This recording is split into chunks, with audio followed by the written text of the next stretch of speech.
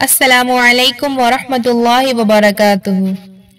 आज हम आपको एक ऐसी कहानी सुनाने जा रहे हैं जो इंसानियत की तारीख में पहली बार होने वाले एक अलमनाक वाक़े पर मबनी है।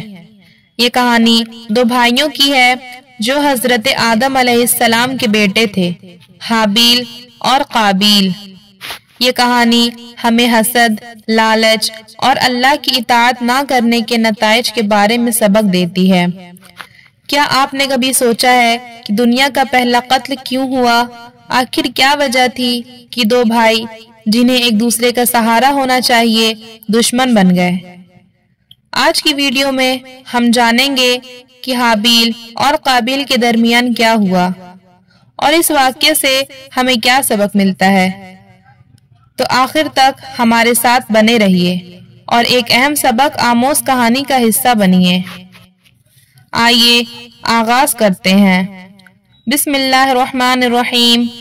कुरान अजीज ने हजरत आदम अलैहिस्सलाम के उन दोनों साहबजादों का नाम जिक्र नहीं किया है, सिर्फ इब्ने आदम यानी आदम के बेटे कहकर मुजमल छोड़ दिया है। अलबत्ता तौरात में उनके यही नाम बयान किए गए हैं, यानी हाबील और काबील। उनके वाक़ये के मुतालिक हाफिज हदीस इमाजुद्दीन बिन कसीर ने अपनी तारीख में सुद्दी से सनद के साथ एक रिवायत नकल की है जो हजरत अब्दुल्ला बिन मसऊद रज़ियल्लाहु ताला अन्हु और बाज़ दूसरे सहाबा इकराम रज़ियल्लाहु ताला अन्हुम से मनक़ूल है। उसका मज़मून ये है कि दुनियाए इंसानी में इजाफा के लिए हजरत आदम अलैहिस्सलाम का ये दस्तूर था कि हव्वा अलैहिस्सलाम से तमाम यानी जुड़वा पैदा होने वाले लड़के और लड़की का अक़्द दूसरे पेट से पैदा होने वाले तमाम बच्चों के साथ करा दिया करते थे। इसी दस्तूर के मुताबिक काबील और हाबील की शादी का मामला पेश आया। काबील उम्र में बड़ा था और उसकी हमशीर हाबील की हमशीर से ज्यादा हसीन थी, इसलिए काबील को यह इंतहाई नागवार था कि दस्तूर के मुताबिक हाबील की हमशीर से इसकी शादी हो और हाबील की इसकी हमशीर से शादी हो। मामला को खत्म करने के लिए हजरत आदम अलैहिस्सलाम ने यह फैसला फरमाया कि दोनों अपनी अपनी कुर्बानी हक ताला की जानिब में पेश करें। जिसकी कुर्बानी मंजूर हो जाएगी वही अपने इरादा के पूरा कर लेने का मुस्तहिक है। जैसा कि तौरात से मालूम होता है कि उस जमाने में कुर्बानी यानी नज़र उसकी कबूलियत का ये इल्हामी दस्तूर था कि नज़र कुर्बानी कि जो भी चीज होती वो किसी बुलंद जगह पर रख दी जाती और आसमान से आग नमूदार होकर उसको जला देती थी। इस कानून के मुताबिक हाबील ने अपने रेवड़ में से एक बेहतरीन दुम्बा खुदा की नज़र किया और काबील ने अपनी खेती के गल्ले में से रद्दी किस्म का गल्ला कुर्बानी के लिए पेश किया। दोनों के हुस्न नियत और नियत बद का अंदाजा इसी अमल से हो गया था, लिहाजा हस्बे दस्तूर आग ने आकर हाबील के नज़र को जला दिया और इस तरह कबूलियत का शर्फ उसके हिस्से में आया। काबील अपनी इस तौहीन को किसी तरह बर्दाश्त ना कर सका और उसने गैज़ो गज़ब में आकर हाबील से कहा कि मैं तुझको कत्ल किए बगैर ना छोड़ूंगा ताकि तू अपनी मुराद को ना पहुंच सके।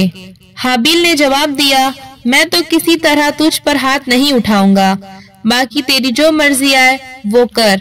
रहा कुर्बानी का मामला, सो खुदा के यहाँ नेक नियत ही की नज़र कबूल हो सकती है, वहाँ बद नियत की न धमकी काम आ सकती है और न बेवजह का गमो गुस्सा। काबील पर उस नसीहत का उल्टा असर पड़ा और उसने गुस्सा से मुश्ताइल होकर अपने भाई हाबील को कत्ल कर दिया। मगर कुरान अजीज में शादी का किस्सा मज़कूर नहीं है, सिर्फ कुर्बानी यानी नज़र का जिक्र है। और इस रिवायत से जायद हाबील की नाश के दफन के मुतालिक ये बात इजाफा है कि कत्ल के बाद काबील हैरान था कि इस नाश का क्या करे। अभी तक नस्ल आदम मौत से दो चार नहीं हुई थी और इसीलिए हजरत आदम अलैहिस्सलाम ने मुर्दे के बारे में کوئی حکم الہی نہیں سنایا تھا۔ یکایک اس نے دیکھا کہ ایک کوے نے زمین کریت کریت کر گڈھا کھودا۔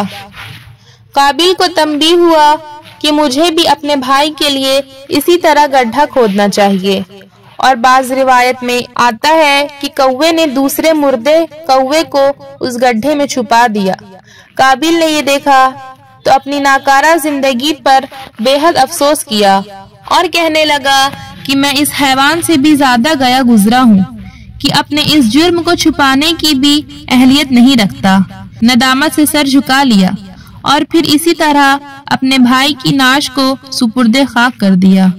سورہ مائدہ آیت 27 تا 32 میں آتا ہے کہ اور سنا ان کو حال واقعی آدم کے 2 بیٹوں کا، جب نظر کی دونوں نے کچھ نظر اور مقبول ہوئی ایک کی اور نہ قبول ہوئی دوسرے کی، کہا میں تجھ کو مار ڈالوں گا۔ وہ بولا اللہ قبول کرتا ہے پرہیزگاروں سے، اگر تو ہاتھ چلائے گا مجھ پر مارنے کو، میں نہ ہاتھ چلاؤں گا تجھ کو مارنے کو۔ میں ڈرتا ہوں اللہ سے جو پروردگار ہے سب جہان کا۔ میں چاہتا ہوں کہ اس اقدام پر تو میرا گناہ بھی حاصل کر لے اور اپنا گناہ بھی، پھر ہو جائے تو دوزخ والوں میں سے، اور یہی سزا ہے ظالموں کی۔ پس اس کو راضی کیا اس کے نفس نے خون پر اپنے بھائی کے، پھر اس کو مار ڈالا، سو ہو گیا نقصان اٹھانے والوں میں سے۔ پھر بھیجا اللہ نے ایک کوا جو کریدتا تھا زمین کو، تاکہ اس کو دکھلا دے کس طرح چھپاتا ہے لاش اپنے بھائی کی۔ بولا ہائے افسوس مجھ سے اتنا بھی نہ ہو سکا کہ اس کوے جیسا ہی ہوتا کہ چھپا لیتا لاش اپنے بھائی کی۔ پھر لگا پچھتانے۔ امام احمد نے اپنے مسند میں حضرت عبداللہ بن مسعود رضی اللہ تعالی عنہ سے روایت کی ہے کہ رسول اللہ صلی اللہ علیہ وسلم نے فرمایا کہ دنیا میں جب بھی کوئی ظلم سے قتل ہوتا ہے تو اس کا گناہ حضرت آدم علیہ السلام کے پہلے بیٹے قابیل کی گردن پر ضرور ہوتا ہے، اس لیے کہ وہ پہلا شخص ہے جس نے ظالمانہ قتل کی ابتدا کی اور یہ ناپاک حرکت کی۔ دمشق کے شمال میں جبل قاسیون پر ایک زیارت گاہ بنی ہوئی ہے جو مقتل حابیل کے نام سے مشہور ہے، اور اس کے متعلق ابن عساکر نے احمد بن کثیر کے تذکرے میں ان کا ایک خواب نقل کیا ہے، جس میں مذکور ہے کہ انہوں نے نبی اکرم صلی اللہ علیہ وسلم کو خواب میں دیکھا، اور آپ صلی اللہ علیہ وسلم کے ساتھ حابیل بھی تھے۔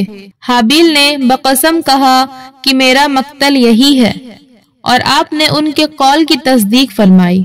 بہرحال یہ خواب ہی کی باتیں ہیں، اور خواب کے سچے ہونے کے باوجود بھی اس سے کوئی شرعی یا تاریخی حکم ثابت نہیں ہو سکتا۔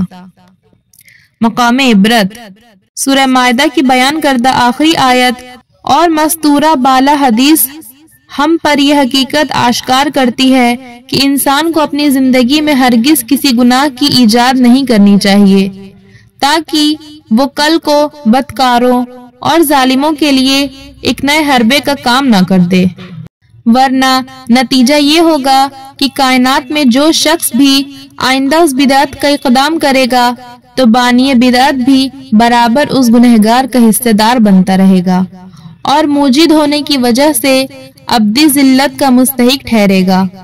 گناہ بہرحال گناہ ہے، لیکن گناہ کی ایجاد موجد کے لیے ہمیشہ ہمیشہ کا وبال سر سے باندھ دیتی ہے، نعوذ باللہ من ذالک۔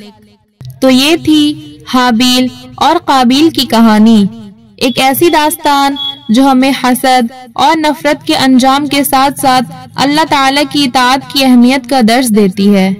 یہ کہانی ہمیں یاد دلاتی ہے کہ دنیا کی سب سے بڑی تباہی تب شروع ہوتی ہے کہ جب ہم اپنے دلوں میں حسد اور لالچ کو جگہ دیتے ہیں، لیکن جو لوگ اللہ تعالیٰ کی رضا کے مطابق چلتے ہیں وہی اصل کامیاب ہے۔ اگر آپ کو یہ ویڈیو پسند آئی اور آپ نے اس سے کچھ نیا سیکھا تو دوسروں کے ساتھ ضرور شیئر کریں تاکہ یہ پیغام زیادہ سے زیادہ لوگوں تک پہنچ سکے۔ ہماری اگلی ویڈیو تک ہمیں اپنی دعاؤں میں یاد رکھیے گا۔